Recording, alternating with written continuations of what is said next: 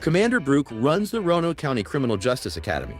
It's a private academy in partnership with the City of Roanoke and several other local uniform divisions. Our academy for basic recruits, it's 27 weeks long.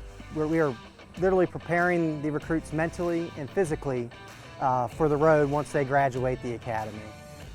So, it starts at the very basics. So the first couple weeks, they're learning drill.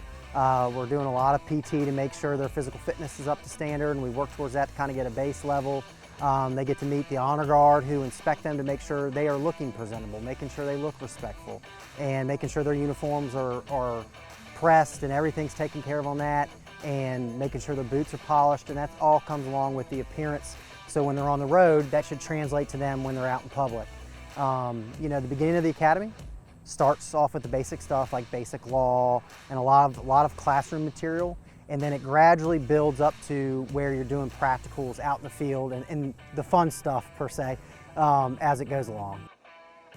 District 1 foot pursuit, white male. So today we're doing foot pursuits. So this is one of those first couple practicals they get to do, that they get to execute a traffic stop. Somebody will flee from that traffic stop, that they'll have to chase after them. So we're going to see how their physical fitness is right now. They have to go through a couple obstacles. They'll go over top of a wall at the end, and then they'll have to apprehend a suspect. That suspect may be compliant, or they may have to handle what situation presents itself to them. What I like about it, it prepares you. I always ask the question when I talk to people is, have you ever been a police officer? And their response is no. And I said, exactly. We're not trying to break you down and make you into a new person.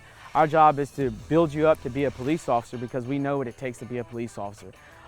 We put a lot of emphasis on our academy staff, and as far as the input that goes into our recruits, it's a lot of time that goes into that. I can say that I'm very proud to say that we partner with Roanoke City, and I like the fact that we come together as a team and we get things accomplished and we make it work.